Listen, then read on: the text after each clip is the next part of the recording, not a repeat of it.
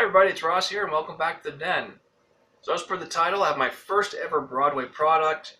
It is in this box, which has a crease on this side. We'll get a better view of it later, so I'm hoping nothing's damaged. This is like take number 7. I'm not going to show the other takes as a blooper reel. It's nothing blooper about it, it's just I'm rambling on too long for the introduction here. But just a quick disclaimer. I'm not going to go through extensively on the details. I want to see if this is worth my money. Because I paid, after exchange rate, the shipping,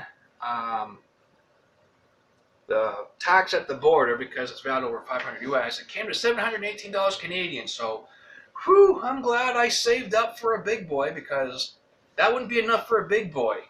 But having those numbers in mind, I know I'm going to have to save about 900 bucks to get myself a Broadway limited big boy, new. I go on eBay, but who wants to buy one off a scalper? At any rate, let's get this opened up. Okay, I hope that's enough room. I still gotta, at some point, get some little storage units on wheels ordered up from Walmart and mailed to my door. And yeah, so I can make some more room on my workbench here, because right now I've got stuff cluttered up in this corner, and just want me to make a straight box.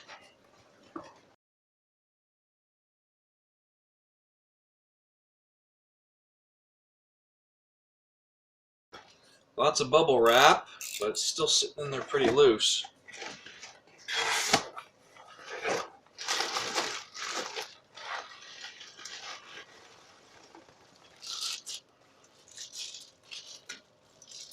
So there we go. It's in plastic, elastic band to hold that close. My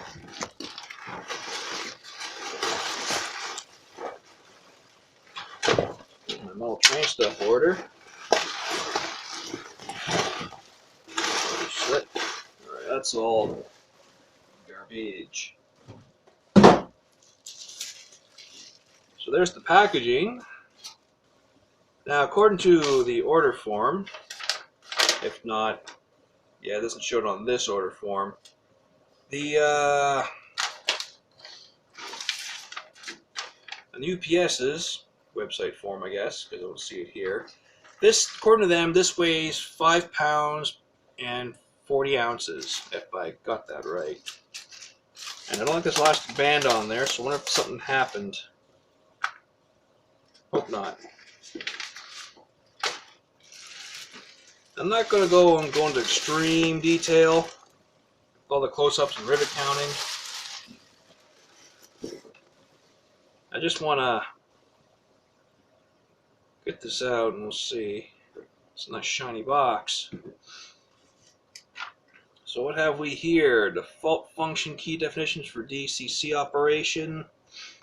Front rear light, bell, steam whistle, coupler sounds, air pump, blow down, chuff, water fill / chuff volume decrease, smoke on off, master volume mute, start up, shut down, shovel coal, ejector brake.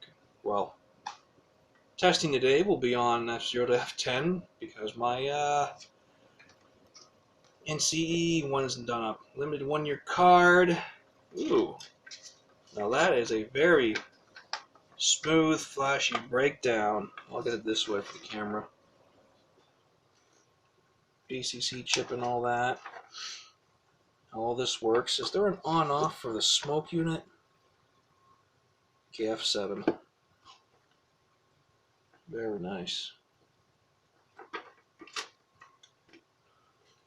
Operator's manual.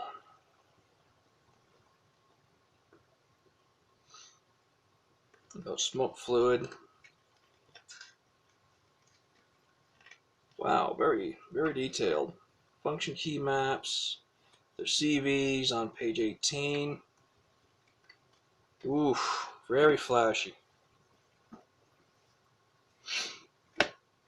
And here's the unit itself. About the size of a foot-long sub.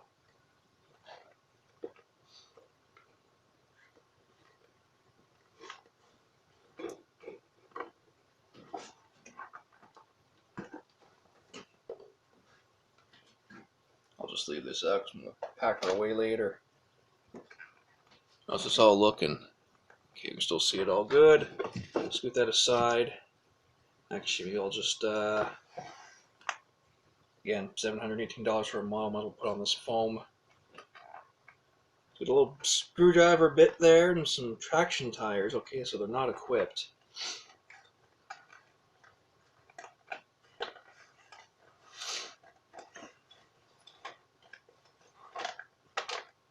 Whoop. So that's slippery. You got one panel, another panel. It's a little wobbly. Let's get this light plugged in, get some extra lamp here because I'm kind of shadowing over it with my body. The lamp is behind my head. So get this lamp going. How's that looking? Oh, we're looking good. So, now we've got our little traction tire tools. There's what? 1, 2, I want to say 4 in there.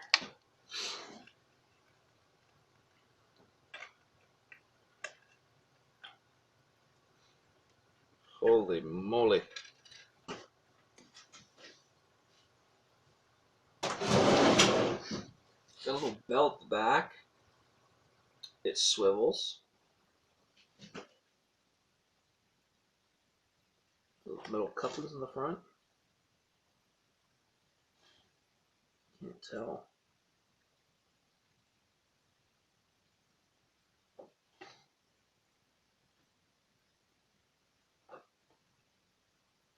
I want to get a magnet to see if it's all die cast. Okay, how do I pick this up without destroying anything?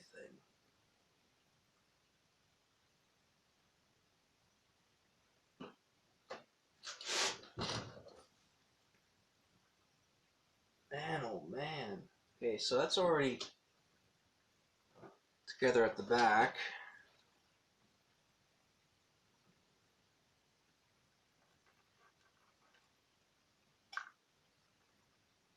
Oh, okay, so that does come apart.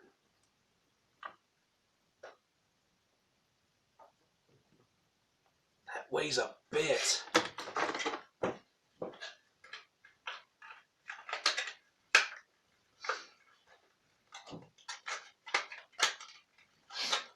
Now I'm disappointed. $718 and no smoke fluid included? Are you kidding me? Is there anything in this box? We got a funnel for some smoke fluid.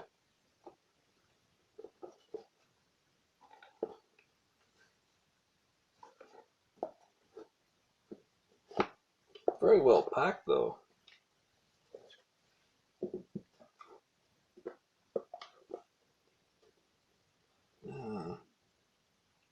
Something in there, something.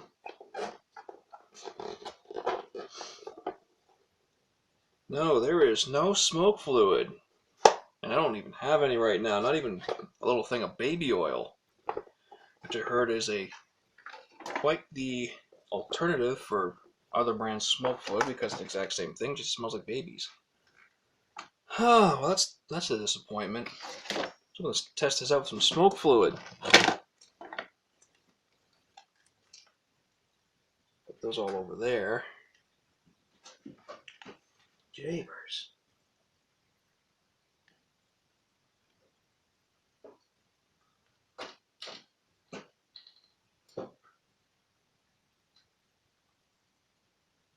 But there she is.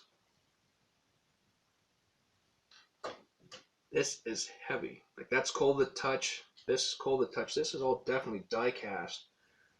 I will make a note that at the back for the little pilot lever here for your, oh, that does lift up. Little plate for your on your coal load. That is the most detailed coal load on a plastic model I've ever seen, or sorry, a die cast metal model I've ever seen.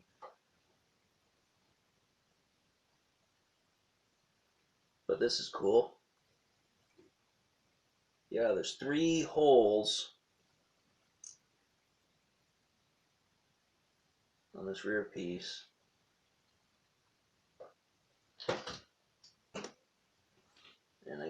hooked up later. Sweet. Alright, I'm going to move this model upstairs very carefully. Get up on my tracks, because I have the track set up on there to test this on, and we'll see how it runs. Oh, hang on. What's this in the front? More packing foam. Okay, so I had to cut out 2 clips worth of stuff. I do apologize, because I did put on the track and I fiddled around with it. But in the end, this is the take we have. I'm on the outer loop of the track. So basically, some things I discovered is, in reading through the manual, which is a good thing to do, the model comes with smoke fluid stock. How it keeps in there during shipping and its boxes get flipped around, I don't know. It just did. It did say, though, if the smoke does become quite thin, to start adding more to the unit. Another thing is the volume by default is quite loud. I can decrease the chuffing volume on my controller here, but that's pretty much it. The other stuff is still pretty loud too. This locomotive doesn't really kick in until you give it a pinch of throttle to power it up. Because reading the manual, it shouldn't have to do that, but this thing has been around for over 7 years, so I guess they never changed that out. Another thing, this is a nitpicky about it, is this rear pilot doesn't like turnouts very much. I don't know if it's because doesn't like my really good one or prefers my really bad one, which is not in this shot. This is one of the good ones here. But beyond that, I can't really argue anything much with this locomotive. It's very well detailed. It's powerful. It delivers what you pay for. And my room really smells of smoke fluid. It probably smells like baby oil in the future here. So I'm gonna fire this back up, and we'll have pulling some cars and see it in action. It's quite impressive. So let's see. Power back in. Oh, and for the record, this is the outer layer's 22-inch radius curves. So I'm gonna hit 3, and we'll hear it fire back up.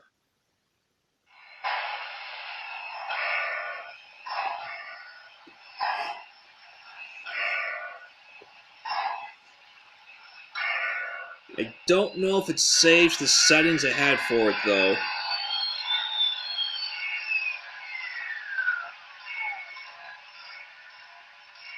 And out comes the smoke. Here's my cheat sheet. So I want lights. This number 10 is F0 on this.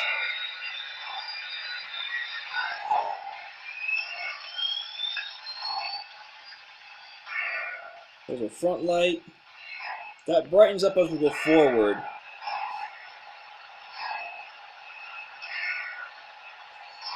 And 6 to lower the chuffing volume a couple notches.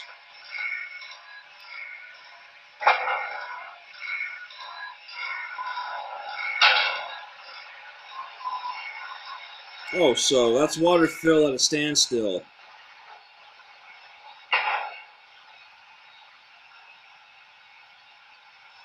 It's ringing my ears. All right, let's get her forward. Maybe.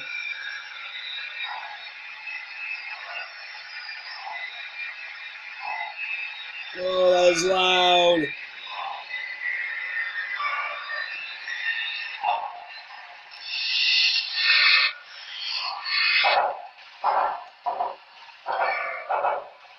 Let's get the water refill.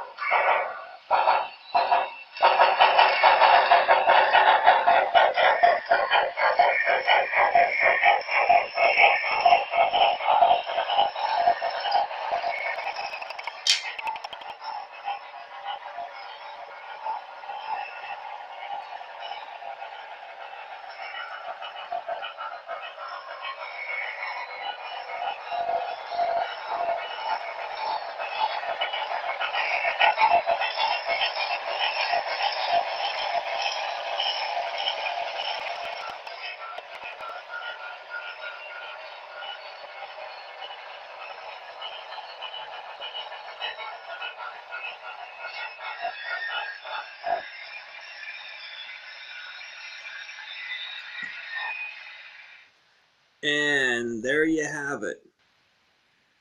So to irritate, besides the fault in the back, oh, better shut the smoke unit off. So the smoke's getting thin. Um, you really do get your money's worth with this thing. It's about 5 pounds. I mean, it's synchronized puffing smoke even when it's muted. Here, I'll show you. Turn it back on. We'll go backwards. You can hear the fan whirling away in there for it.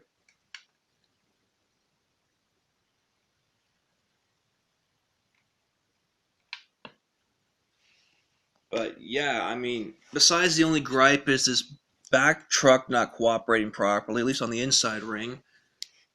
It's a beautiful locomotive. It runs well, and I really do suggest you guys check out these reviews on these things because personally, you are investing about $720 Canadian for this locomotive. It might be more up here at hobby shops. I don't know. It might even go for the same price. It's hard to say what kind of deal you get. But thanks for watching, and take care, everyone.